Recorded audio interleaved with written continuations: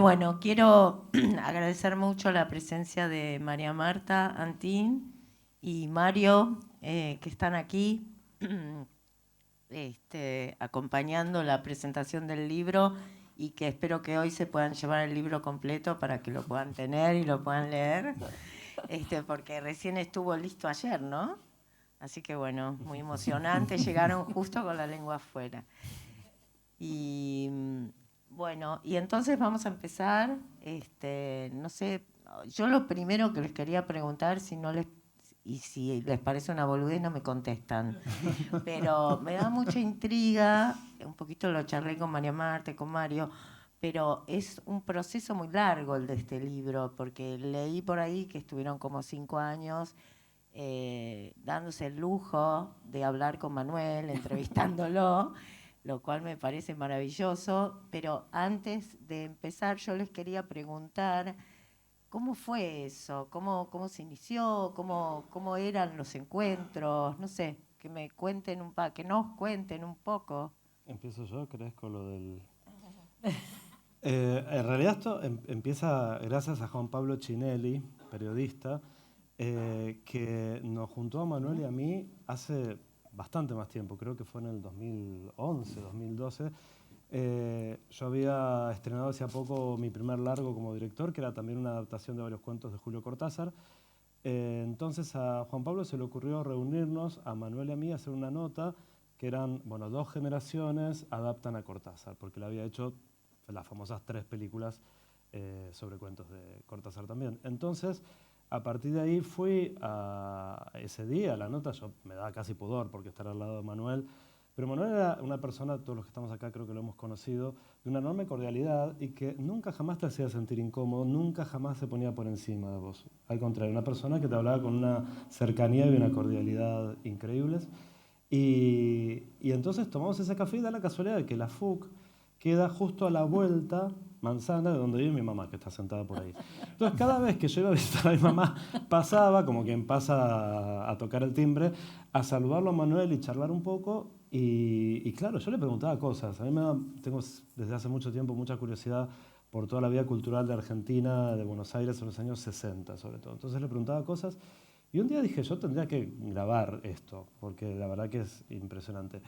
Y en paralelo la conocía a María Ángeles, sabía de su enorme conocimiento sobre Julio Cortázar, es una especie de compulsiva, es una investigadora compulsiva, tiene libros, traducciones, ediciones, y ha entrevistado a mucha gente que estuvo vinculada a Julio Cortázar y era amiga también de Aurora Bernardes, su primera esposa y su albacea.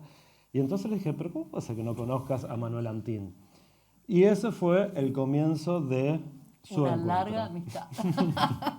Bueno, gracias a todos, a todas, por acogernos en este maravilloso lugar que es un lujo precioso para nuestra primera presentación del libro. Bueno, y ahora retomo, y gracias por venir desde Uruguay y bueno, y desde vuestras respectivas casas de La Plata, de todos lados. Y gracias a Diego por todos estos años de soportarme, que tiene mucho mérito. Pero, pero fue providencial ese encuentro porque él presentó su película en una de las ocasiones a las que yo pude acudir, en la Casa de América, creo que fue la primera vez, y luego justo venía Aurora Bernardes a Madrid, al Centro de Arte Moderno, donde mis amigos y editores Claudio Pérez y Raúl Manrique hacían un encuentro con Aurora. Ahora no me acuerdo exactamente por qué circunstancia en concreta. Por la publicación de los 3 cuentos Claro, inéditos de los Cronopios. mirá qué memoria, ¿ves? Que me soporta todo el tiempo. Las historias de Cronopios y de Fama se presentaron en una caja preciosa con dibujitos, bueno, todo. Y Aurora vino desde París.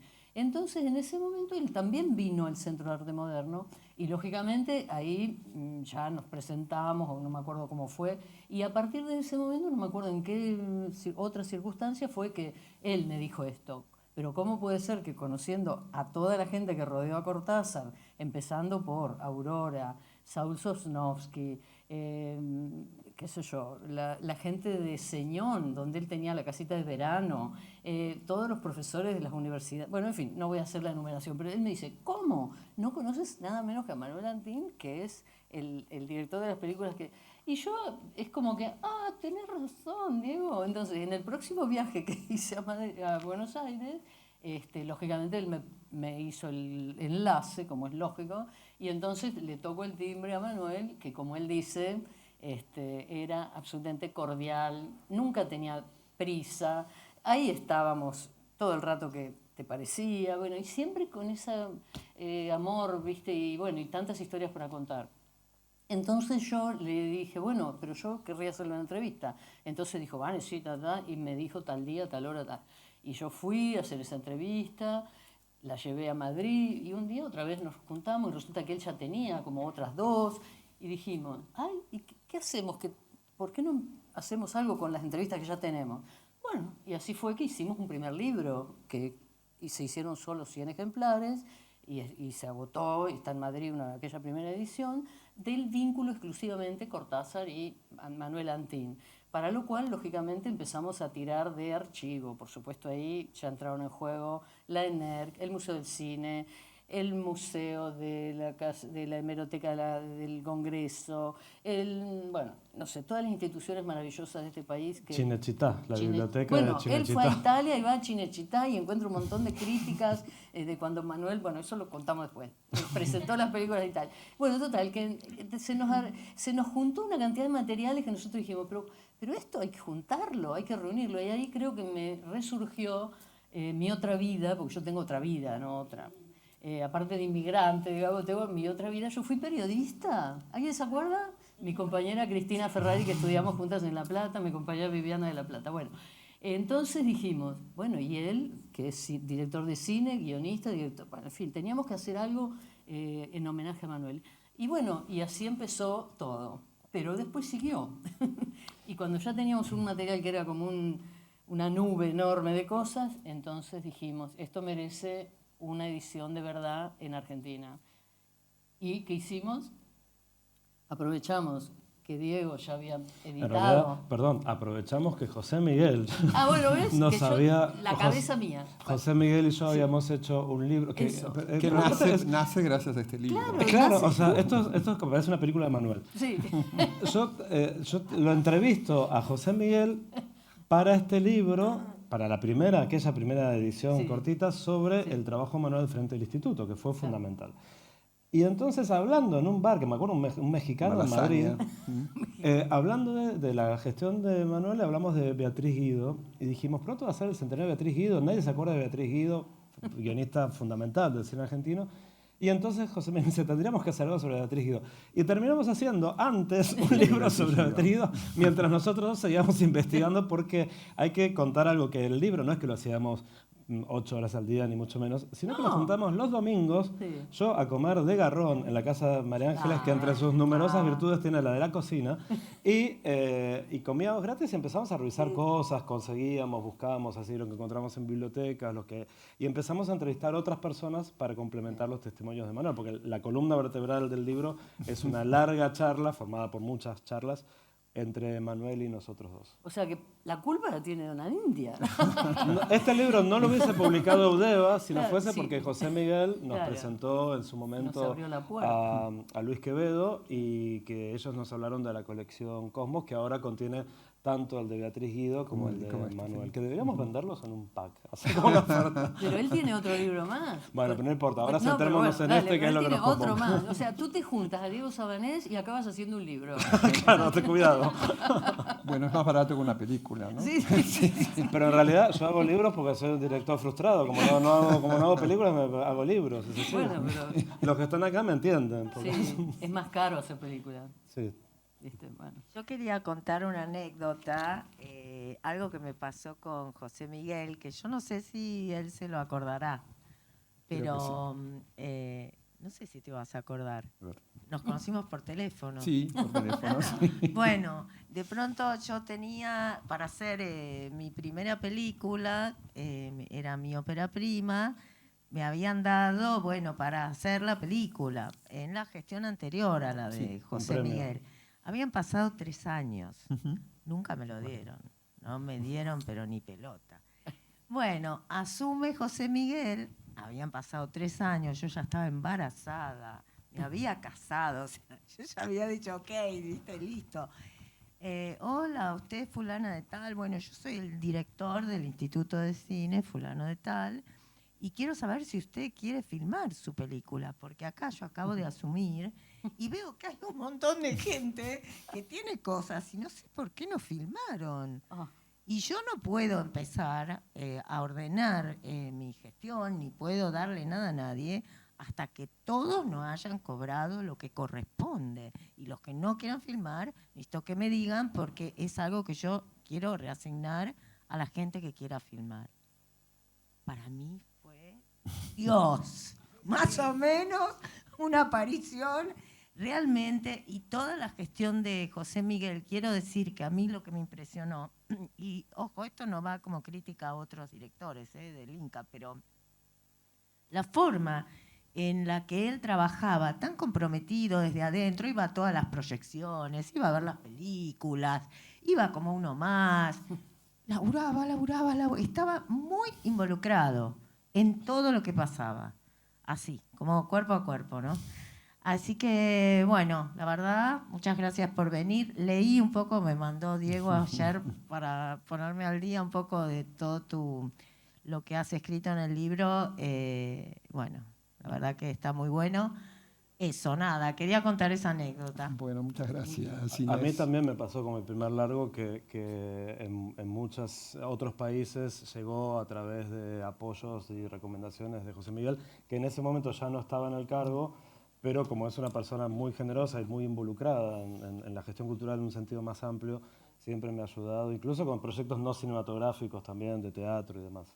Bueno, Así hablemos de Manuel Antín. Sí, pero es aplauso para interesante. la India. No, pero es muy hablemos de Manuel interesante Antín. Sí, de verdad, porque yo creo que justamente un punto en común, más allá de que obviamente tienen carreras muy diferentes, del paso de Manuel por el instituto y el tuyo, es que de alguna manera valoraban mucho no solamente la producción, sino la circulación de las películas y el acompañamiento de las películas. Esto es algo que yo creo que las gestiones de los dos tienen en común, que son periodos absolutamente distintos, por supuesto. Sí, pero sí, fue Manuel, por supuesto, una guía. Yo lo conocí personalmente cuando asumí el Instituto de Cine y recuerdo siempre que nos sentamos, empezamos a conversar y cuando terminó la conversación me dijo Manuel, mira, en la India hay algo peor que ser funcionario público, ser exfuncionario público.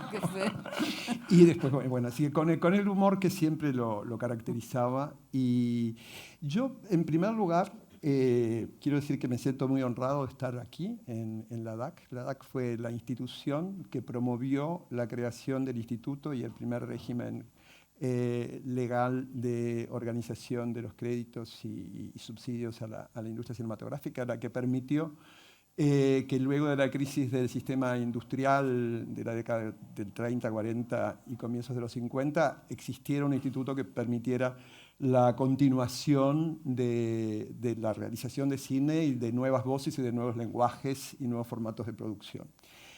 En segundo lugar, creo que la figura de Manuel Antín es una figura que trasciende el mundo del cine, de su actividad artística y específica. Me parece que la democracia argentina le debe a Manuel Antín una de las conquistas que han permanecido a través de 40 años y un poco más de la recuperación democrática, que fue principalmente impulsar como una de las primeras leyes del gobierno de Alfonsín la derogación de todos los sistemas de censura que habían flagelado a la libertad de expresión desde 1938 hasta 1984 con diferentes modos. Yo comencé mi carrera académica en la Cátedra de Derecho Constitucional de Carlos Colautti. Carlos Colautti había escrito su tesis doctoral sobre la libertad de expresión y la censura cinematográfica. Y la conclusión de esa tesis era que a través de la censura en el cine se podía estudiar las diferentes formas que el autoritarismo había tenido en la Argentina en su vida institucional, más allá de los gobiernos de facto y de los regímenes que se habían alternado en este periodo histórico.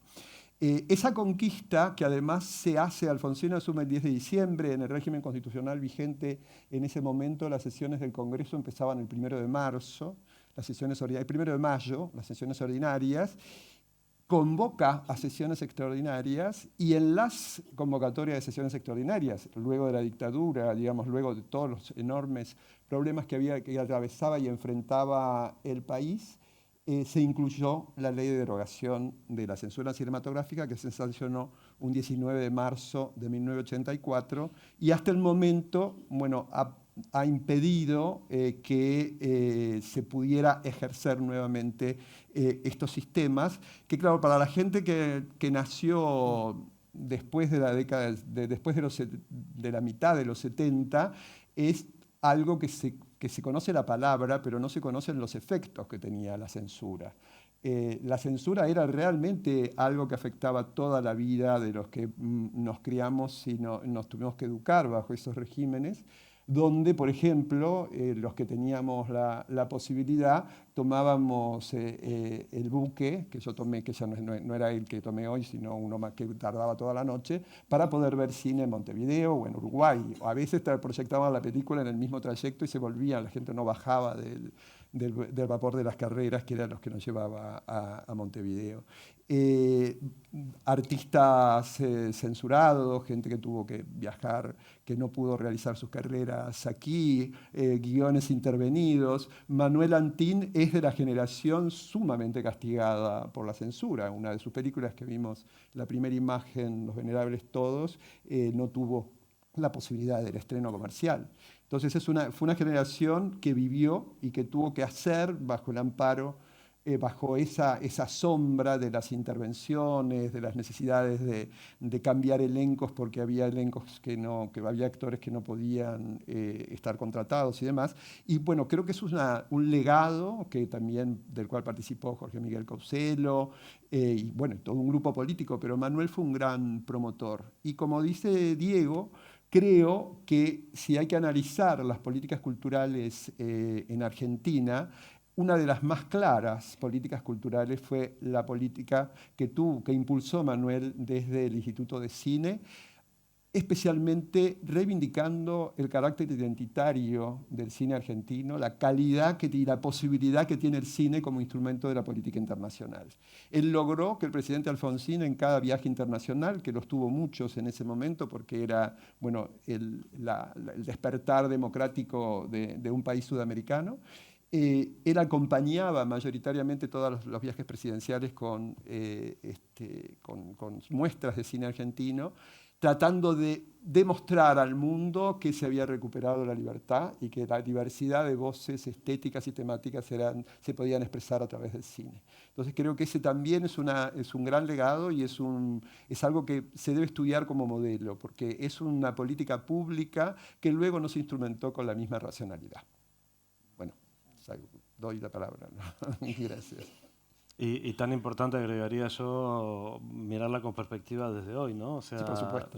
En el libro hay un testimonio de Manuel, creo, ¿no? Sí. Respecto de eso, que yo lo leí y tiene una vigencia, porque realmente, Diego, ¿vos sabés a cuál me refiero? Sí, creo que sea a cuál te refieres, ¿no? Bueno, en realidad todo el libro está lleno de testimonios de él. Pero vos lo lees y decís, esto está pasando hoy. Esto es como si Manuel estuviera vivo y estuviera haciendo un análisis de todo lo que está sucediendo hoy, para mal en ese sentido, digo, y todo lo que él propone no podría tener más actualidad, porque en realidad pasa por un tema de política cultural, no de la anécdota del momento, por cómo ver el cine y por cómo entender el cine, que es una identidad, que es una inversión, que es dinero también, etcétera, ¿no? Que uno dice, bueno, hay un nivel de miopía en este momento, ¿no? Con todo lo que se está cancelando el cine, que es brutal. Sí, y yo te iba a decir que justamente viviendo en España, yo soy miembro de la Academia de Cine de España y hay muchas actividades, fui residente también, que es un programa de desarrollo que tienen, y doy fe del enorme interés y respeto que hay en la industria de cine española por el cine argentino.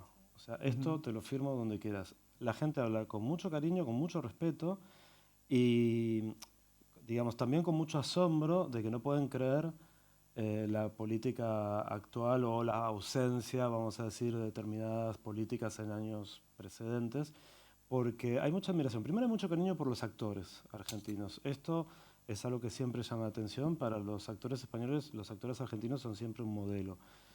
Muchísimos actores españoles vienen a estudiar a Argentina, toman cursos incluso de teatro, ¿no? Y lo tienen como una especie de lugar de formación. O sea, algunos se van a Nueva York porque tiene esta cosa, ¿no? El cartel, el Actor Studio, qué sé yo, y si no, vienen a Buenos Aires. Pues esto es literal. Hay un montón de escuelas de teatro en Buenos Aires que tienen alumnos españoles, además de latinoamericanos y demás. Pero lo digo por España, porque hoy por hoy España tiene una industria de lo que es la producción de ficción en idioma español muy fuerte a nivel internacional. Está pasando en un momento... acaban de ayer anunciar por primera vez en la películas historia, en Cannes, tres de películas españolas sí. van a estar en la competencia oficial de Cannes, además de otras que están en otras secciones. Entonces, está pasando en un momento y que ellos, que han hecho una serie de políticas con la complejidad que tiene España, que están las políticas nacionales, las regionales, los temas identitarios de las lenguas cooficiales, es bastante complejo el tema, y sin embargo todos se han puesto de acuerdo en impulsar una industria que entiendan que genera mucha actividad, genera dinero y genera identidad.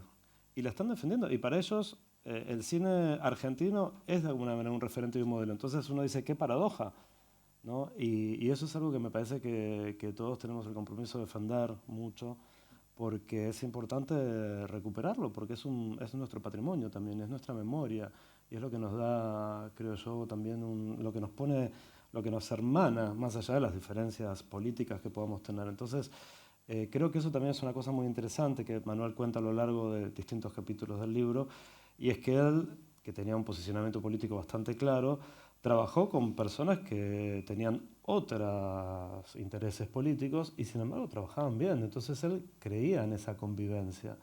Creo yo, más allá de que había ciertos programas que no le gustaban, vamos a decir, pero era una persona enormemente dialogante, creo yo, y muy respetuosa. Y esto creo que es lo más triste que estamos perdiendo, ¿no? O sea, esta idea de no entender que el pensamiento diferente en realidad es lo que nos hace crecer. Sobre ese tema que es tan, que nos duele tanto, digamos, porque la censura es una de las formas, digamos, de la, vamos a decir, de la opresión. Vamos a dejarlo ahí, ¿no? Antina a lo largo de su carrera sufrió de una forma o de otra, como bien han señalado, pero por ejemplo recuerdo nada más la anécdota de uno de los proyectos que le quedaron en el tintero, que fue la adaptación de Adán Buenos Aires, que incluso trabajó con Leopoldo Marechal como dialogando sobre el guión, y no lo pudo llevar a cabo porque en realidad lo trabaron en los ministerios, vamos a decirlo así. O sea, lo trabó la censura básicamente, porque fueron negociaciones infinitas. Hasta la hija, María de los Ángeles, reconoce que el padre estaba absolutamente entusiasmado con ese proyecto, pero bueno, Manuel no consiguió sacarlo adelante porque tenemos nosotros el guión con las marcas del censor, pero en las cosas más inverosímiles que se pueda ocurrir, o sea, un insulto, una palabra, una idea que le parecía escabrosa. O sea, un punto de vista absolutamente mediocre, ¿no? En eso. Y era Marechal. O sea, era Marechal. Digo porque Marechal es uno de nuestros grandes escritores y que no ha sido, digamos, mejor tratado, pero precisamente por este tipo de incidencias, digamos, y de intervenciones de gente absolutamente intolerante, no digo, yo creo que inculta y, bueno, absolutamente bárbara, ¿no? Pero bueno, esos adjetivos me corresponden. Manuel jamás dijo esos adjetivos, esto lo digo yo, porque él era educado. Pero digamos, no solo fue eso.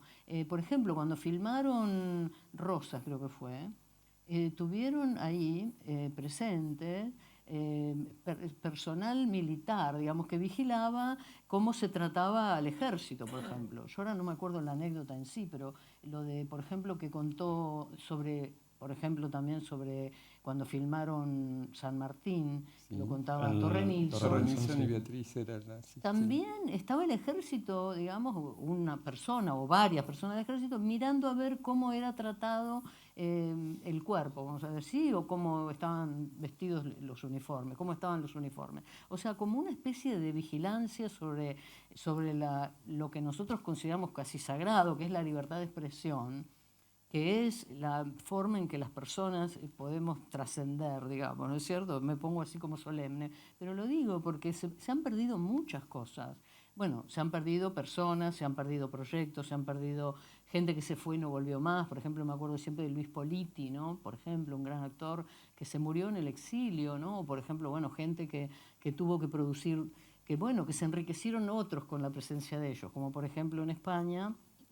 Hay dos grandes, bueno, Diego lo sabe mejor que yo, una gran escuela de actores es la de Cristina Rota, que estuvo exiliada, ¿no? Que tuvo que irse exiliada, es la mamá de Juan Diego Botto, no me equivoco, ¿no? Y yo mezclo las cosas.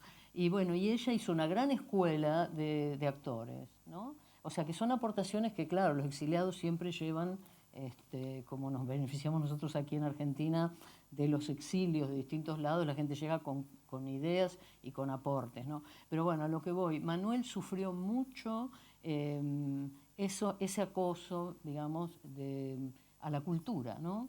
Que también se traducía en que no les daban créditos, ¿no? O sea, que coartaban las libertades de expresión por distintos lados. Por tanto, nosotros, en las charlas con Manuel, que eso surgió, no mucho, sí lo del Marechal, pero él es como que trataba de ponerse en marcha con otro proyecto, ¿no? Y por eso, y pudo hacer 10 películas. No, quizá, ¿cuántas eran en total las que dijimos que habían proyectado?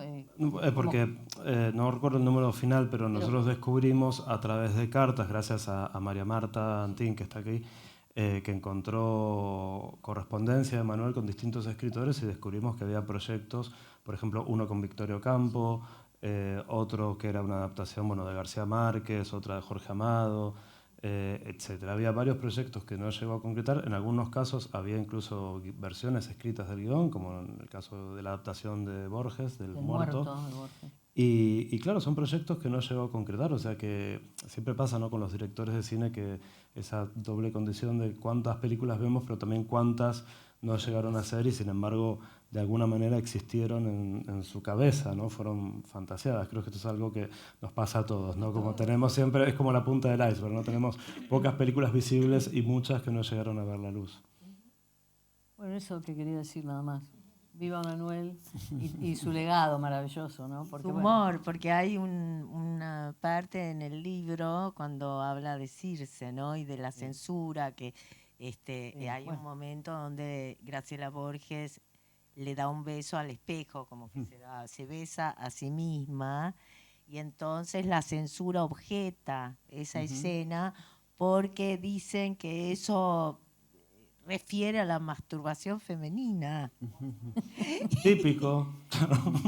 Y Manuel dice, qué imaginación que tiene el censor.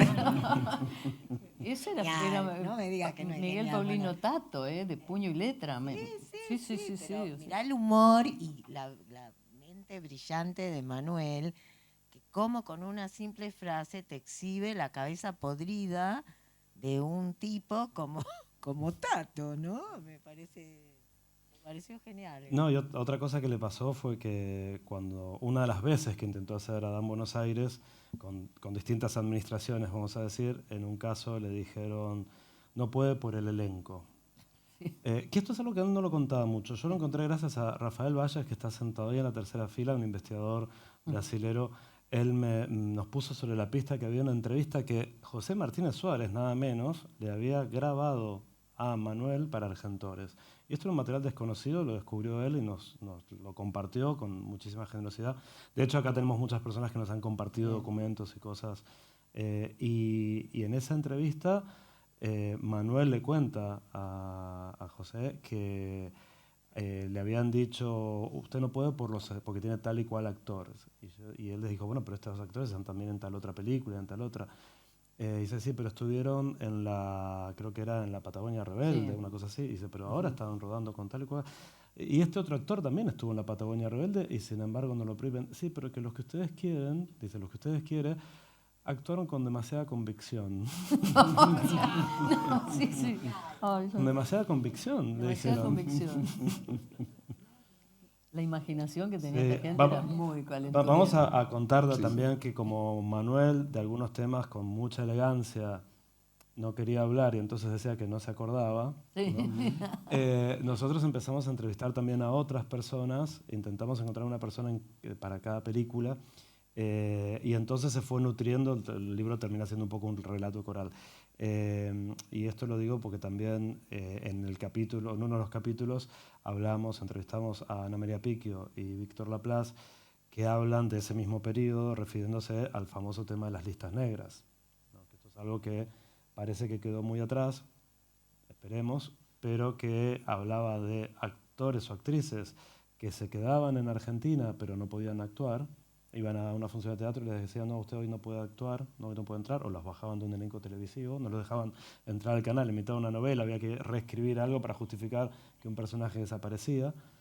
Y por otro lado, los que directamente, como le pasó a Víctor Laplace, están rodando una película y llega un cartero y dice, mensaje para el señor Laplace, y él habla y tenés 48 horas para dejar el país o sos boleta, ¿no? En medio de un rodaje. Entonces, claro, hay toda una generación muy marcada por todos esos temas. Y para nosotros era importante también recuperar esa historia, porque más allá de contar la historia de Manuel, también es contar la historia, digamos, de una pequeña industria, si se quiere, de un grupo de personas, de profesionales que hicieron cine con cambios de leyes, con censura, sin censura, con recuperación democrática, con festivales, sin festivales. Entonces también era una manera de entender que hubo una evolución de todo eso. Pasaron muchas cosas para que hoy estemos acá. Entonces también el libro, me parece a mí, Manuel nos regaló la posibilidad Sí, de hablar. claro, de recuperar toda esta historia. Porque también tenemos al otro Manuel, ¿no? Que también es como el iceberg. Manuel es un iceberg. La puntita de Manuel, digamos, es lo visible, ¿no? Un poquito lo que se ve. Pero está el Manuel previo, digamos, ¿no? Que era poeta, ¿eh? Era poeta. Y nosotros descubrimos 5 libros de Manuel, ¿eh? Uno inédito y los otros 4, bueno, que María Marta los tiene en su maravillosa biblioteca, pero nosotros por internet también llegamos a comprar unos que él no se lo podía creer. Pero también fue director de teatro, no, No, autor de teatro, que también una obra se representó y otras quedaron inéditas. Y también, claro, también fue guionista de cómics. ¿Quién no se acuerda de Mr. X? Digamos, de la gente de mi generación, ¿no? Cine Misterio, por ejemplo. Él trabajó en la editorial Abril, haciendo, sin firmar. El que firmaba era Oesterge, el que estaba enfrente de él, el autor del Eternauta, pero eran compañeros del escritorio, ¿no? Y él, sin embargo, anonimato, ¿no? En esa parte que no sabemos qué historietas habrán sido. Sí, las encontramos, por suerte estaban en la Biblioteca Nacional, Sí. pero uno revisa, que esto también a nosotros nos escandaliza un poco hoy en día, ¿no? Hay un montón de historietas y no tienen firma de nadie, ni del dibujante, ni del guionista, nada. Había como una especie de borrar la identidad de los creadores, ¿no? Excepto algunos muy consagrados, No, claro, nos decía como el Manuel, caso de como Oesterge Oesterge. Solano, ¿no? López. Pero bueno. y también otra cosa que casi nadie sabe, Manuel fue guionista del teleteatro para la hora del té. Por ejemplo. Que esto es claro, o sea, además de dirigir publicidad, hacer muchas cosas. Lo que pasa es que Manuel también, como pasa a todos los grandes, ¿no? Hay un momento de su vida donde empiezan a mirar atrás y hacer como un recorte. Sí, entonces dice, bueno, mi vida es esta. Es como si la vida de él hubiese empezado cuando dirigió La Cifra Impar, nada menos. Pero claro, a nosotros nos daba curiosidad reconstruir la prehistoria del Manuel creador y su interacción con otros creadores de la Y el época. publicista, que hizo campañas absolutamente exitosas con su hermano, tenían una agencia de publicidad. Claro, porque ganar dinero con el cine es difícil, ¿no? Y lo era en aquella época. Entonces, claro, tenía que sostener a su familia y tal. Por suerte, y eso lo dijo él, Ponchi le dijo, Manuel, yo tengo un trabajo fijo, vos dedicate a crear, ¿no? Entonces Ponchi Morpurgo, que era divina, que era la escenógrafa, la vestuarista, la persona cultísima que se iba a los museos para ver cómo estaba vestida Manuelita Rosas en los cuadros de la época. Bueno, entonces él en un momento dijo, bueno, me voy a poner a trabajar, a ganar dinero, y formaron esa agencia de publicidad que nosotros descubrimos con Diego, que hicieron campañas como la de Shock, ¿era?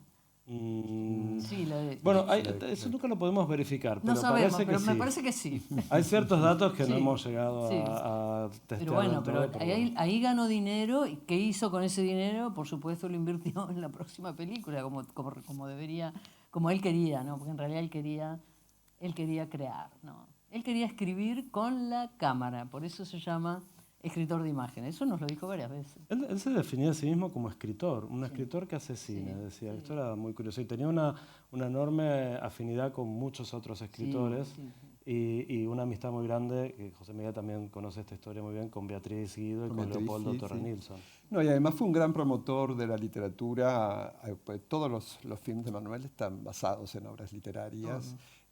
Cuando Manuel filma los 3 cuentos de Cortázar, Cortázar no era Cortázar todavía. No lo era. Era previo al boom de la literatura y al gran conocimiento de Cortázar a nivel internacional como escritor, ¿no? Entonces realmente también en eso le pone la figura de Cortázar en esas películas que van que van a los festivales internacionales, lo pone en un nivel de promoción y de conocimiento por grupos que no habían llegado todavía al conocimiento de la literatura. Bueno, lo mismo pasa con Roa Bastos y con las obras, incluso su visita a la literatura del siglo XIX, ¿no? Don Segundo Sombra, Allá lejos de ese tiempo. La literatura era el nutriente. Ustedes acaban de decir todo lo no realizado, es en general obra literaria. A mí hay algo que me gustaría también destacar, es que esa generación, la generación de los 60, no fue una generación acompañada por el público local. Hicieron películas que no eran muy vistas en la Argentina, o sea, las generaciones que vinieron después, o sea, gracias al trabajo que hicieron esos directores y a la constancia de seguir filmando, hacer otro tipo de actividades para poder sostener la actividad de creación cinematográfica, permitieron y abrieron un camino, digamos, de sostener una actividad cinematográfica que permitió que las generaciones posteriores o en distintos periodos posteriores hubiera una identificación del público local con su propio cine, que no estaba presente en la década del 60. No, perdón, voy a decir una cosa que también forma parte de esta ilusión que él tenía de poder dedicarse plenamente al cine y ganar dinero con el cine, que fue cuando él, pero eso que mejor lo cuente Diego, cuando él hace La sartén por el mango, ¿no? Sí. Que había sido un éxito absoluto en el teatro. Sí, y él pensó que si convocaba al gran actor del momento, que era Rolando Rivas Taxista, o sea, Claudio García Satur, y llevaba esa gran obra de teatro que había tenido éxito maravilloso al cine, quizás se replicaba, digamos, el éxito.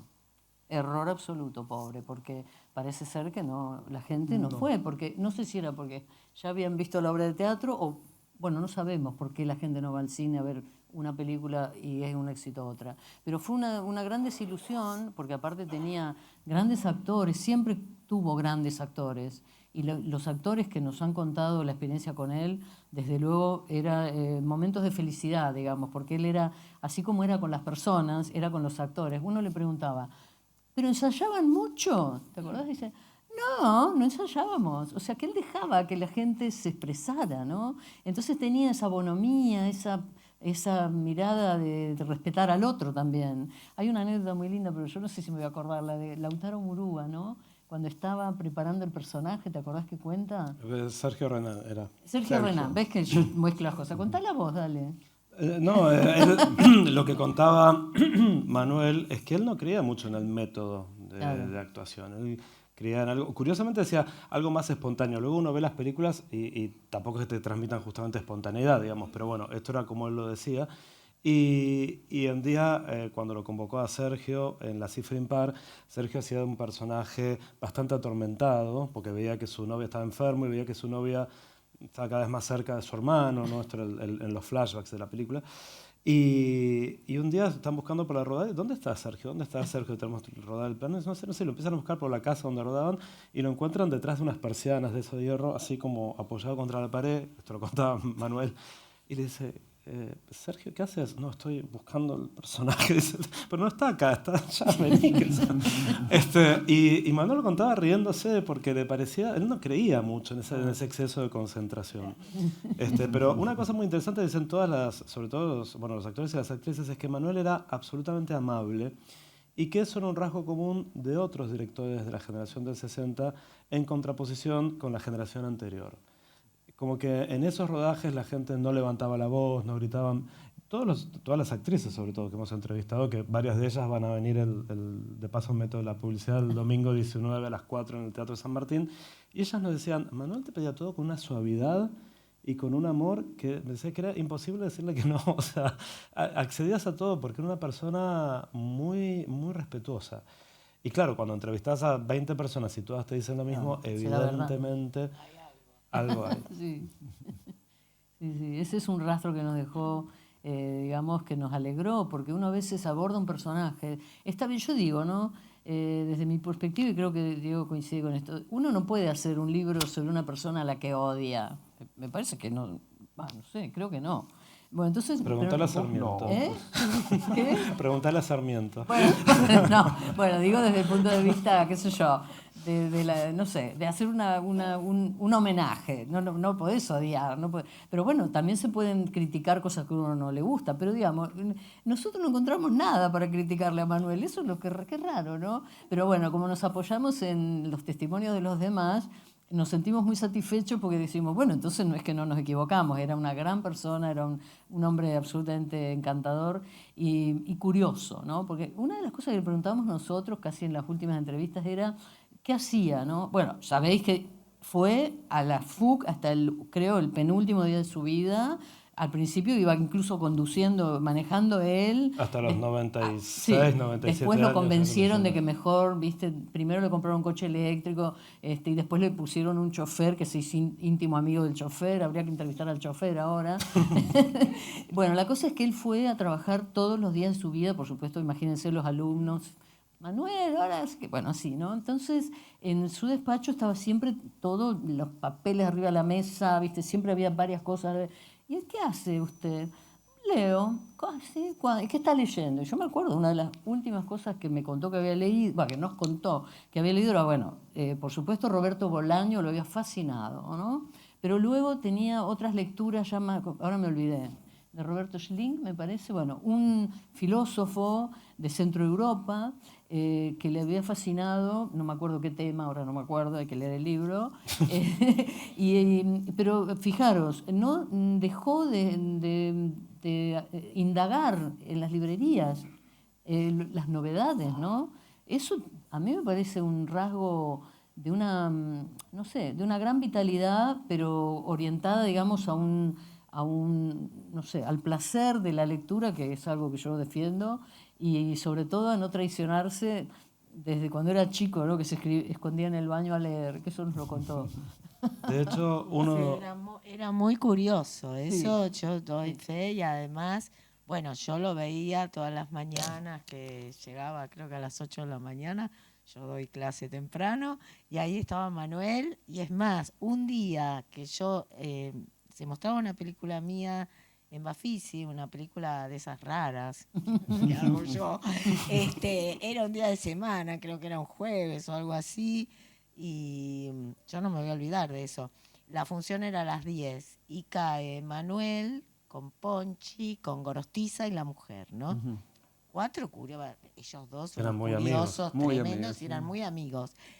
Y bueno, la función era el comienzo de las proyecciones en DCP, viste que se armaba lío, que el DCP andaba, que no andaba, que era NTCC, que era Que el PAC, códec. un quilombo. Bueno, entonces se atrasa la función y empieza como a las 11 de la noche, un día de semana, llovía, había tormenta. Yo dije, bueno, estos pobres se van a ir, ¿te das cuenta? Un desastre. Fenómeno, se fueron a tomar algo ahí en el Abasto, era el Bafisi. Volvieron a las 11, entraron a ver la función, se quedaron hasta el final. Bueno, cuando termina la película, Manuel me dice, ¿cómo te animás a hacer estas películas? Me pareció genial, ¿viste? Estaba curioso realmente de por qué y de dónde y cómo. Bueno, al día siguiente, yo a las 8 de la mañana estaba en la FUC para dar mi clase. Manuel estaba llegando. ¿Entendés? Y tenía, bueno, Gorostiza en ese momento tendría 94, creo. Y Manuel 80 casi 90, no sé, porque Gorostiza era un poquito más grande que él. Así que mirá vos los muchachos. Bueno, y ayer estábamos preparando, que esto por cierto quiero agradecer que este video pequeño tributo a Manuel con fragmentos de sus películas, que nos parecía que era imposible no mostrarlas hoy, los editaron 3 alumnos o exalumnos de la FUC. Sí, Diego, Valentina y me está faltando uno. Luis, ¿no? Miguel, bueno, acá te lo puedo decir después, María Marta. Lo tengo acá, pero si me pongo a buscarlo en el teléfono voy a tardar. Pero lo que te quería decir es que cuando estábamos editándolo entró en un momento María Marta y dice, tengo un mensaje de Ricardo Aronovich desde París que dice que si le puedo mandar el libro. No sé qué. Ricardo Aronovich, que debe tener más o menos 114 años, y que entrevistamos para el libro, y lo entrevisté por teléfono en Madrid, y entonces me pidió que le mandara el texto por mail, cosa que hice con casi todos. Las entrevistas las bajábamos y después las mandábamos. Y Ricardo Aronovich me devolvió el texto corregido, pero corregido no solamente, por ejemplo, un nombre que había escrito mal de alguien que me daba, sino me corregía la sintaxis. Me ponía un punto y coma donde yo había puesto un punto, por ejemplo. Todo minuciosamente, con también 92 tenía en ese momento, qué sé yo. O sea, esta gente, claro, por algo llegaron a la edad que llegaron, porque eran como Lidia Lamezón. Yo trabajé Hizo con un Lidia comentario en las Lamezón. redes sociales, Aronovich. Mandó algo en Instagram. ¿Ah, sí? Sí. Sí. Está hoy. sí, fíjate en la... Sí, por eso. O sea, pero es genial. A mí, yo siento, de verdad, lo digo, profundísima admiración por esa gente que en los años 60 estaban trabajando como podían, porque a Aronovich se le hicieron difícil también por temas sindicales. Muchos, y tal cual.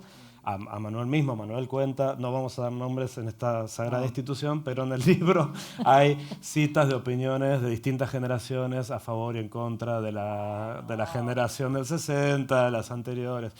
Que eso también era algo interesante, porque siempre los directores que habían sido jóvenes en el 60 decían los anteriores nos daban mucho espacio. Pero yo no había encontrado nunca, o alguien lo habrá investigado antes, supongo, opiniones de esa generación anterior. Nos pusimos a buscar y las encontramos. Y están citadas también en el libro, como para ponerlos a dialogar. Es muy lindo después, como por ejemplo con Martínez Suárez, eso es fantástico. como al principio, ¿no? Parecen como sapo de otro pozo, cada uno, qué sé yo. Y aparte de José Martínez Suárez, yo estudié con él, era taxativo, ¿viste? Era como muy... Tremendo, sí. Era tremendo, era muy exigente. Bueno, y después es tan lindo cómo se amigan, ¿no? Y cómo José Martínez Suárez saca una disculpa diciendo qué bruto que fui en ese momento, cómo dije eso. ¿Sabés cuál fue el comentario? De los frascos de vidrio, que cómo En un hacían país... floreros con frascos de vidrio en un país donde no había frascos de vidrio para la penicilina. No, sí, terrible. y entonces sale muchos años después José a decir, che, qué horrible lo que dije, qué mal gusto, fui grosero, qué injusticia. Y bueno, pero eso también es lindo, ¿viste? Yo digo que es lindo que ellos lo hayan podido vivir también después, ¿no? Porque después se acercaron. Sí, no, y además ellos, aunque dejaron de filmar, no dejaron de estar vinculados a la industria, y eso es otro de los méritos enormes de Manuel, que es la formación de nuevas generaciones. O sea, Manuel por lo menos marcó, digamos, 3 generaciones de cineastas de Argentina. La que le tocó vivir, digamos, la de los 60, la de los 80, de la de recuperación de la democracia, el periodo donde rodaban María Luisa Bember, Sorín, Subiela, digamos, ¿no? entre otros, Miñona. Y después toda la generación, digamos, las contemporáneos de hoy en día, que se formaron en varias escuelas, pero principalmente en la FUC. Entonces, al final el legado de Manuel no son solamente las 10 películas que podemos ver, de las cuales él además renegaba de 5. Pero también esto hablaba de su perfeccionismo, ¿no? Pero realmente su gran legado es muy amplio. Es todo el cine nuevo Ponete argentino, el- Sí, todo el cine nuevo argentino, aunque no hayan estudiado en la FUC, lo que puso a andar Manuel, lo que fabricó hacia afuera, hizo que incluso gente que estudiaba en la NERCO, que estudiaba en otros lugares, pudiera entrar en ese movimiento que se creó a partir de la gestión de Miguel, Manuel. de Manuel, no solo en el instituto, sino también con la FUC, porque él apoyaba, promovía las películas, ¿viste? además fue un gran riesgo, porque cuando Manuel decide, o sea, cuando termina su gestión en el Instituto de Cine y decide abrir la universidad, era tal vez la época más oscura, no más oscura desde el punto de vista de la libertad de expresión, pero donde se produjo menos, ¿no? Donde hubo intento de desaparición del Instituto de Cine, digamos, no era un momento próspero de la industria ni se avisoraba un futuro como el que él ayudó a través de la FUC, que no solamente formó realizadores y diseñadores de otras especies de métier del cine, sino también aparece un nuevo formato de producción, ¿no? Otra forma de producir cine antes de la era digital, que significó después ese renacimiento que tuvo el cine argentino y esas nuevas generaciones que aparecieron en principios del siglo XXI y con algunos conatos anteriores, pero realmente de ese movimiento Moebius, que fue producida por la FUC, que es la película un poco inicial, ¿no? de todo lo que vino después y de esa internacionalización. Y después en el periodo en el que fue director del instituto, la última película que filma como director es La Invitación, ¿no? Es una película basada sobre una novela de Beatriz Guido. Eh, y luego, bueno, deja de filmar y se hace cargo del Instituto de Cine y le da voz a una enorme cantidad de realizadores. O sea, vos nombraste recién, Diego, María Luisa Bember había hecho solamente 2 películas. Gran corpus cinematográfico de María Luisa se hace durante la gestión de Antín. La gran promoción internacional. A voces con estéticas muy propias, muy marcadas, a- tal vez bastante alejadas a la estética de Manuel, como Jorge Polaco, que también tiene se inicia su carrera cinematográfica y hace sus películas más importantes en esa década, la película del Rey, o sea, hay una gran cantidad de películas. Filipelli también, que Ujú, hace en ese momento, creo cuando está Manuel, claro, hace primero El ausente sí, sí, sí, sí. y después creo que hay unos tipos abajo, que estaba Sí. Manuel todavía en el Sí, y hay instituto, unos ¿no? tipos abajo estaba. Que era muy como de Love, por Sí, ejemplo, Filipelli, con una estética también muy muy. diferente a la de Manuel, ¿no? Exacto, sí, sí, aunque tenían una relación Sí, tenían. intelectual muy estrecha y muy buen Y cuando diálogo. fue El ausente, no todavía, me parece, ¿eh? Fue después, creo. Bueno, a mí hay algo que me parece interesante, ese mundo de controversias. Cuando hay confrontaciones de carácter estético, confrontaciones de carácter ideológico, me parece que después se puedan zanjar en una amistad. Me parece más interesante que este mundo encerrado en dogmas que no tienen posibilidad de conciliación, ¿no? Y donde no se escucha el diálogo o el argumento del otro. O sea, esa anécdota que ustedes contaron de Martínez Suárez y Manuel me parece me parece muy interesante que se hayan animado a criticarse, ¿no? Y también me parece muy interesante que hayan animado a reconciliarse bueno, a tener una mirada más de acuerdo y más de conciliación. Y algo parecido ocurrió también con Birri. No había habido una confrontación pública, como en el caso de Martínez Suárez, que tuvo lugar en una revista literaria. O sea, hoy en día hablar de una confrontación pública en una revista literaria suena, ¿no?, como casi una ilusión. Claro, ahora todo es, sí, o peor, en programas de televisión de la tarde. No, pero con Birri tenían una diferenciación muy grande, porque, claro, si bien ambos formaron parte de un mismo periodo, Birri se había formado en Italia, en la escuela de Cinecittà, tenía una inclinación, como toda la corriente de esa escuela, que estaba de alguna manera orientada por Cesare Sabatini, uno de los grandes ideólogos del neorrealismo italiano. Entonces era un cine con un perfil claramente social. De ahí las películas de Birri de Tire 10, Los Inundados. Mientras que Manuel seguía un lineamiento claramente más francés, de la Nouvelle Vague y de otro tipo de cine más literario, si se quiere. Entonces, claro, no podían estar más alejados. Y sin embargo, después el otro día encontramos en la FUC una foto de los dos compartiendo una mesa, una presentación. Y creo que los dos marcaron también a las nuevas generaciones. Birri desde la ICTV, la Escuela de Cuba, Manuel desde la FUC. Pero también es interesante, ¿no?, que esa generación que habían sido jóvenes renovadores del lenguaje en los 60 pasaron una posta a la generación que se formó en las escuelas de cine de fines de los 90. Y que también, uno ve ciertas películas y uno dice, pero mira, acá hay una genealogía que se puede hacer, ¿no? Esta película enlaza con aquella otra, se salta 30 años, ¿no? Pero uno puede tender esos puentes y me parece que es muy interesante. Hay de la generación del 60 al cine del cambio de siglo, vamos a decir, de lo que se llamó en su momento nuevo cine argentino, que ya ahora habría que buscarle otro nombre. Hay muchos nuevos cines argentinos en la historia del cine argentino, pero uno lo puede ver claramente. Yo creo que las nuevas generaciones están más influenciadas de lo que tal vez conscientemente creen, ¿no? Por ese cine que se hizo en los 50, ese cine renovador. Y algunas imágenes, yo ahora mirando las películas, realmente si despojamos de ciertos aspectos que marcan la época, pueden ser posiciones de cámara y planos absolutamente contemporáneos. La cifra impar en estructura narrativa y en manejo de cámara es una película absolutamente moderna, tal vez de lo más arriesgado que se haya hecho en el cine argentino desde el punto de vista del lenguaje.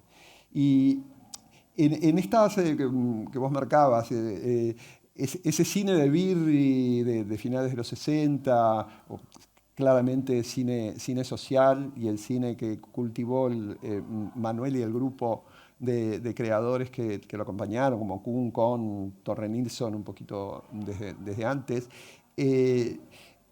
rescata también una confrontación que siempre hubo en la historia de la cultura universal, en la historia de la cultura argentina, porque literariamente a principios del siglo pasado estaba el Grupo Florida y el Grupo Boedo. Claro. Y mucha gente que militó, por ejemplo, vos nombraste a Marechal era el Grupo Florida. Sí. Y luego, bueno, fue corriéndose y hubo... Borges, y entre esos, claro, había esos escritores y que porque eran conceptos de la literatura y del arte en general, que, bueno, tenían diferentes justificaciones ideológicas, y yo creo que en una sociedad que pretende ser democrática, esas confrontaciones del plano cultural tienen que ser muy bienvenidas, hechas con los modales democráticos y con los modales civilizados, pero creo que son porque nutren, ¿no? Que haya diferentes, en esa riqueza y en esa diversidad está la posibilidad de tener un sello y una marca cultural y un debate cultural más elevado. Yo quería hacer un apunte de los paralelismos que encontramos, ¿no? Porque bueno, tengo que volver un poquito a Cortázar también, ¿no? En los paralelismos que encontramos de las pasiones y de las aficiones y de las búsquedas entre Cortázar, que era mayor, y Antín, que era menor, o al revés, no. Sí, Cortázar es del 14 y Antín es del 26. Bueno, no solo que los dos empezaron con la poesía y todo eso, sino que, por ejemplo, al hilo de lo que han comentado tanto Diego como José Miguel, ambos tuvieron que luchar bastante, digamos, a brazo partido para imponer, digamos, una nueva visión de la creación, rompiendo justamente con las generaciones previas, ¿no? Así como los de la generación del 60 rompen, entre comillas, con la previa y la otra, Cortázar, cuando publica Rayuela en el año 63, sin proponérselo, porque esto, como bien decía Manuel, ellos no formaron un grupo con acta, no, fueron una corriente que coincidió y que, bueno, los agruparon los críticos en realidad, ¿no? Que les pusieron el sello de la generación del 60.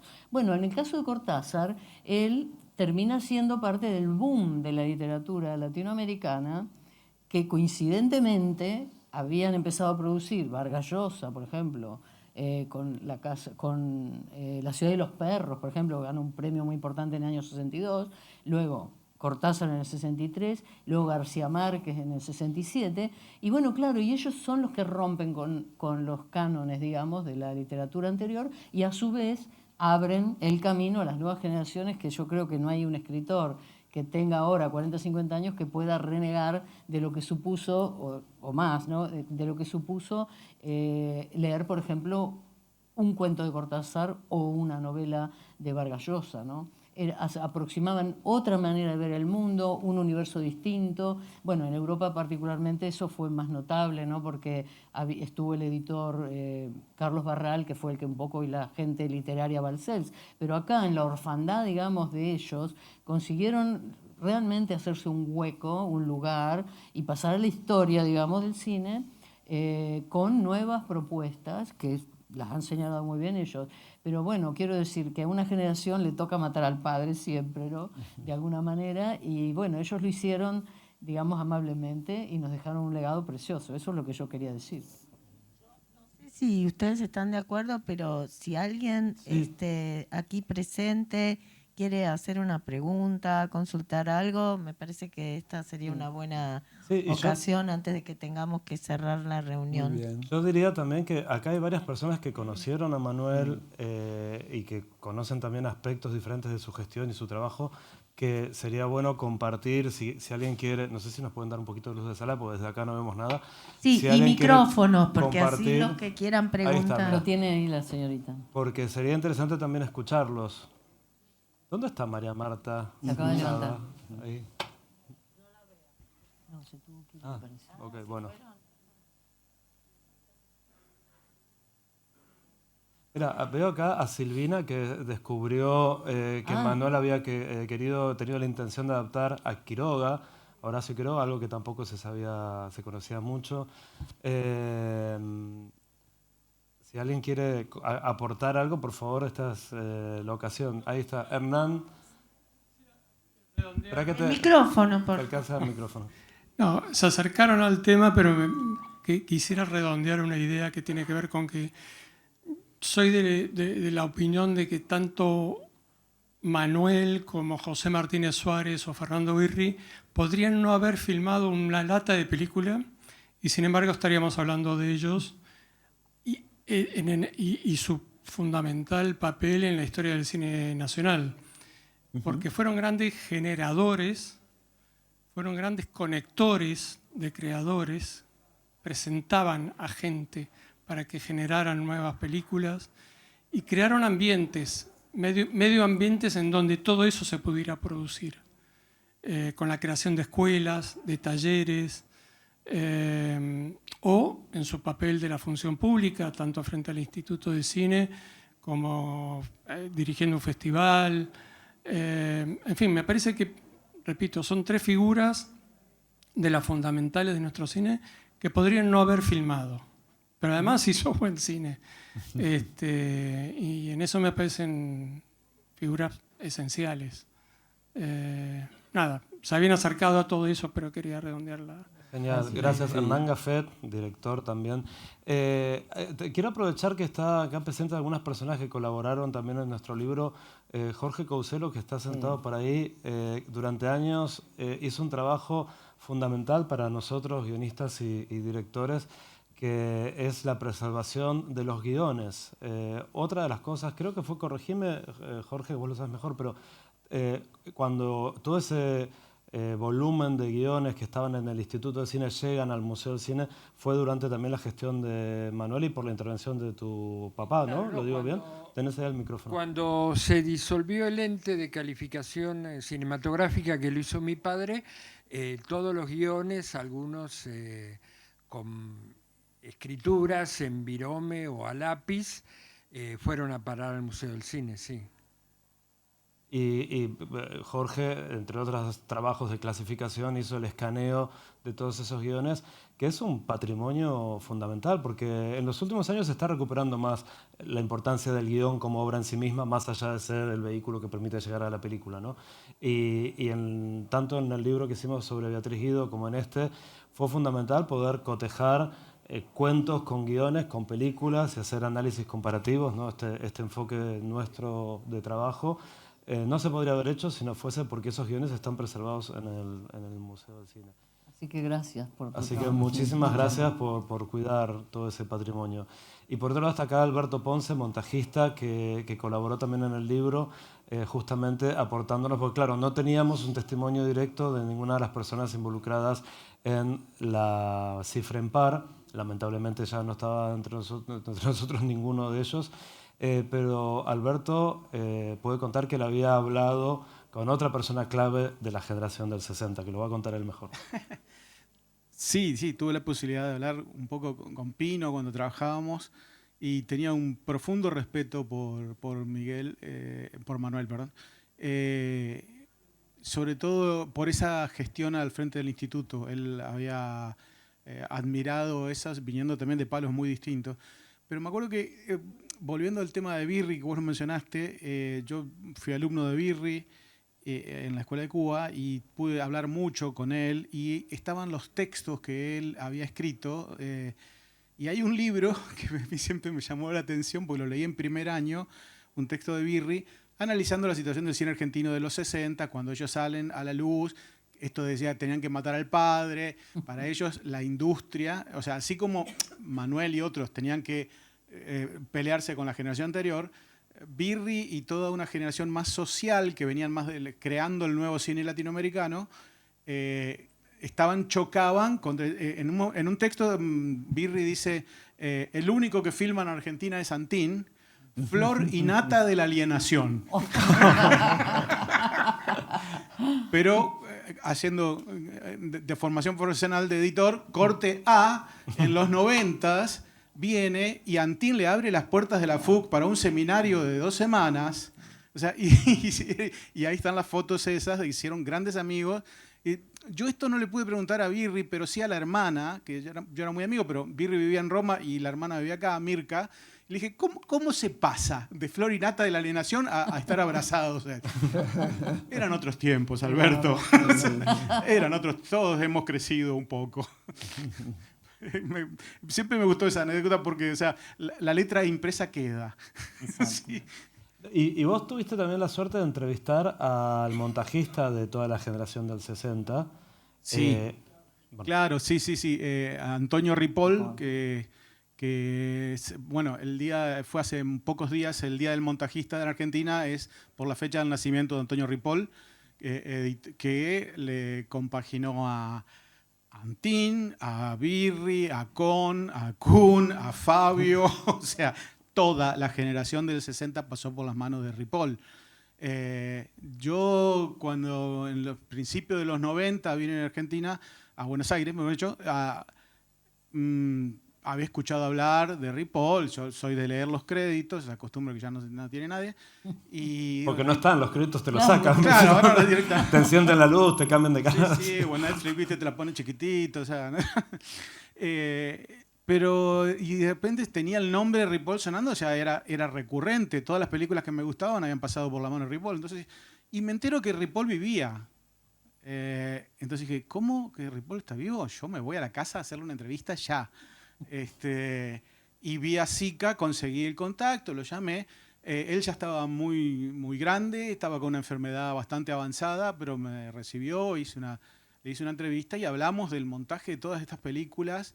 Y me fue así puntualizando de cada director sus obsesividades y esas cosas.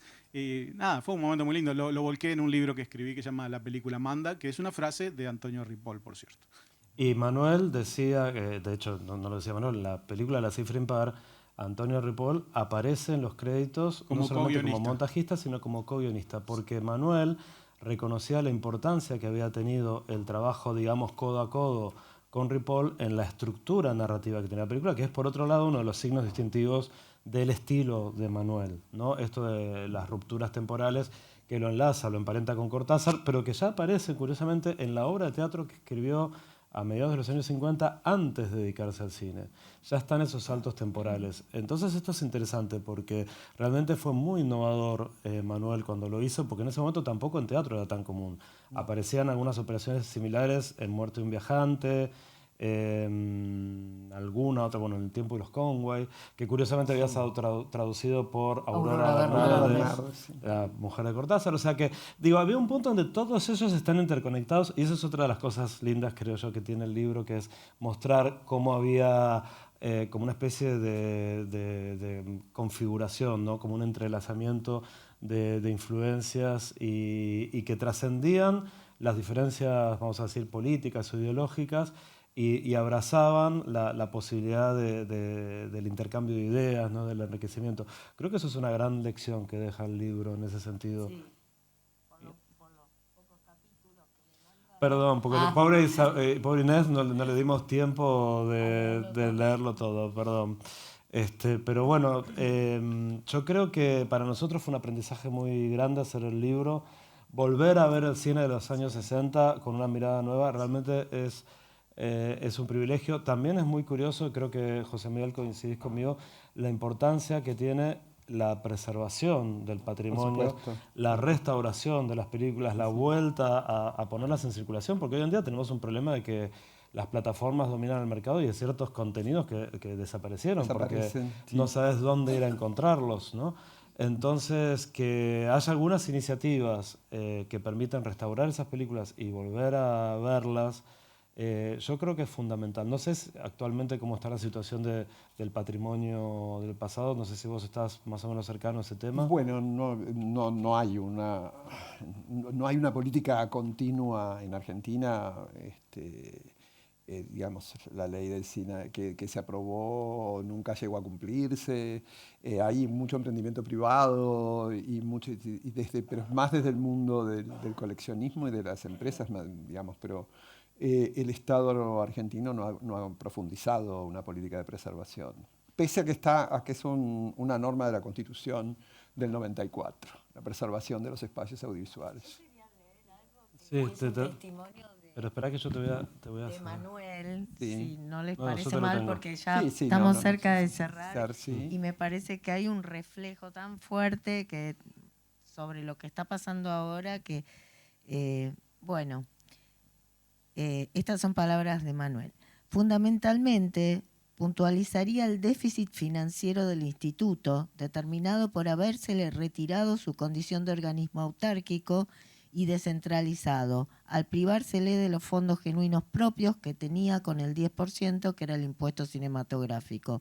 Ustedes saben que en un año y pico esto el instituto lo va a volver a perder, ¿no? Uh-huh. Además, con la ley laboral dentro de 2 años, lo único que se logró fue una prórroga de la vigencia. Una prórroga, pero va a caer por la reforma, por la ley. El último director, el embajador Palacios, ocupó el cargo con la promesa oficial de jerarquizar el cine desde el punto de vista financiero, cosa que no ocurrió. Por otra parte, existió una falta de confianza de parte de las autoridades gubernamentales anteriores en el cine nacional como vehículo de cultura, elemento que en esta actividad resultó patético, pues el cine es fundamentalmente dinero. Esta asfixia económica determinó que el año anterior se produjera un récord de no producciones, ya que se filmaron solo 7 películas. Estamos parecidos. Sí, contextualicemos que él dice eso es en la dictadura, ¿no? En el último año de la dictadura. Claro, él lo dice a principios del 84. Exacto, pero mirá, parece que lo estuviera escribiendo hoy, ¿viste? Entre las propuestas básicas de la plataforma cultural del radicalismo figura la eliminación de todo tipo de discriminación. La situación de la industria del cine reconoce una buena parte de sus causas en la discriminación personal, la existencia de listas negras, las dificultades individuales y, por otro lado, por no haber mantenido una corriente de oxigenación permanente en una materia que es algo más que un gasto. Es una inversión para los países. Muy bien. Pero tengo... Bueno, no sé, la verdad que yo lo tomo Sí, hoy. con- Para agarrarte ahora el micrófono, ahí está. Yo lo tomo hoy y la verdad que me parece que estuviera hablando del presente, ¿no? Porque si tomamos en cuenta que la cantidad de películas que se filmaron desde que asumió este gobierno, que no fueran las películas que venían de la gestión anterior, no sé si llegamos a 7. No sé si llegamos a 7. Y el futuro inminente, ¿no? Que esto además va a caer, o sea que el instituto va a volver a esa situación que tuvo en tantos momentos de perder la autarquía. Así que bueno, eso. Sí, yo creo que es un Esperemos poco que el nuestra... legado de Manuel Claro, sea, es sea escuchado y sea cumplido y retomemos los caminos de la racionalidad. Sí, que nuestra responsabilidad también está en armar una trinchera frente a esa posibilidad, no bajar los brazos, ¿no? Porque también creo que hay una especie de derrotismo que siento yo en el aire, por lo menos en algunos sectores, que termina generando que lo más terrible al final pase, ¿no? Porque si uno no se resiste y no se organiza para resistir eso, al final... Sí, lo que pasa es que a nivel de lo que, o sea, el sector se movilizó muchísimo en el Congreso. De hecho, yo estuve ahí. Bueno, el diputado Paulón, por ejemplo, nos apoyó muchísimo y consiguió que nos dejaran hablar, por lo menos, el día que se iba Sí, que se iba a votar esto. O sea que con compañeros de APIMA y de CAIC, que son los productores, digamos, que son los más indicados para ir a hablar de esto, me parece, hicimos toda una movida y expusimos frente a todos los diputados, se armó lío, hicimos manifestaciones, campañas por redes, se unió toda la industria, todas las asociaciones de directores, todas. Ni bola, ¿eh? O sea, se votó igual la ley, o sea, yo no sé si es tanto que se bajan los brazos, sino que realmente está muy complicado. No, yo no lo decía por las asociaciones, sino me refería como a la gente, porque también nosotros, creo yo, todas las industrias culturales trabajamos para una sociedad más amplia, ¿no? Y en general el consumo cultural en Argentina siempre estuvo muy apoyado por la clase media, ¿no? El teatro independiente, las librerías. Entonces yo siento que eso es lo que está perdiéndose, esa especie de apoyo de la sociedad. Claro, una clase media que siempre apoyó más la cultura.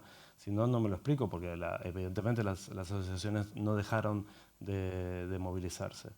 Pero me parece que, claro, al final en un sistema democrático también hay una cuestión de voto que depende de toda la gente, no solamente de cada sector movilizado, ¿no? Sí. En fin, bueno. Muy bien. Dejamos en alto, como dirían las espadas, gracias a Manuel, ¿no es cierto?, y a su magisterio una vez más, que era, así como era justo, yo creo, en su vida, yo creo que ahí se expresa, ¿no?, la visión de la justicia que tenía respecto a que los bienes culturales son de la sociedad, no pueden ser solo de un sector. Nosotros venimos de las leyes argentinas, de la educación libre, gratuita, mixta, laica y obligatoria, y eso nos ha marcado, eso tenemos que defenderlo. No es posible bajar la guardia, pero claro, como me decía una amiga, no puedo estar todo el día en la calle, ¿no?, protestando. Entonces, bueno, nuestra humilde contribución es traer la palabra de Manuel a este libro, ¿no?, que a lo mejor sirva, o al menos que quede, que hubo personas como él y como otras que están acá, como ellos, como José Manuel o como tú, y como los que están aquí que han luchado porque la cultura tenga la importancia que tiene que tener. Somos personas, necesitamos vincularnos culturalmente, no hay otra.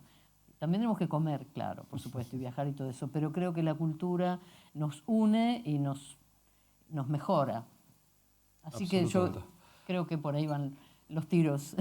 Yo quiero agradecer además a la gente que están todos aquí presentes que se acercaron, sobre todo a Tamae, por abrirnos la puerta de la DAC, por ponernos en marcha con muy poca anticipación, hacer un esfuerzo muy grande, bueno, a Juan, a todo el equipo, de la DAC, Federico, que me viene a microfonar, pobre que le estoy volviendo loco con esto, a Inés, que te sumaste así casi saliendo al toro, como dicen los actores, que me parece que está buenísimo que hayas podido estar acá. Así que ojalá esta sea la primera de muchas presentaciones, porque nos interesa no solamente que se conozca el libro, nuestro trabajo, sino volver a poner al personaje Manuel en el lugar que se merece y aportar esa mirada sobre un pasado reciente que creo yo nos puede orientar bastante hacia dónde tendríamos que ir, ¿no? Sí. No tengo dudas. Así Quería- que bueno. Quería aclarar una cosita con relación al libro, porque todo el mundo nos pregunta dónde está el libro. Lamentándolo mucho, los libros que tenemos hoy acá no los podemos dar, ni regalar, ni vender, pero el libro estará la próxima semana ya en las librerías, ¿eh? Así que En tranquilos. Eudeva, sobre En todo. Eudeva, en la librería de Eudeva, por ejemplo. Y los invitamos a los que quieran, para que nos ayuden también a difundir en redes sociales estas cosas que se hacen. Va a haber una presentación el domingo, no este domingo, sino el siguiente, en el Teatro San Martín, con la presencia de Graciela Borges, Dora Baret, Fernanda Mistral, Marcela López Rey, que vamos a también homenajearlas a ellas, porque siempre se habla de los directores de la generación del 60 y no se habla de... Lo que estaría bueno es que nos mandarle material a Tamae para que nosotros Sí, sí. lo subamos a todas las redes de DAC y lo mandemos también a nuestro mailing. Sí, sí, segurísimo. ¿Vale? Gracias, Bueno, Muchas muchas gracias a gracias. todos.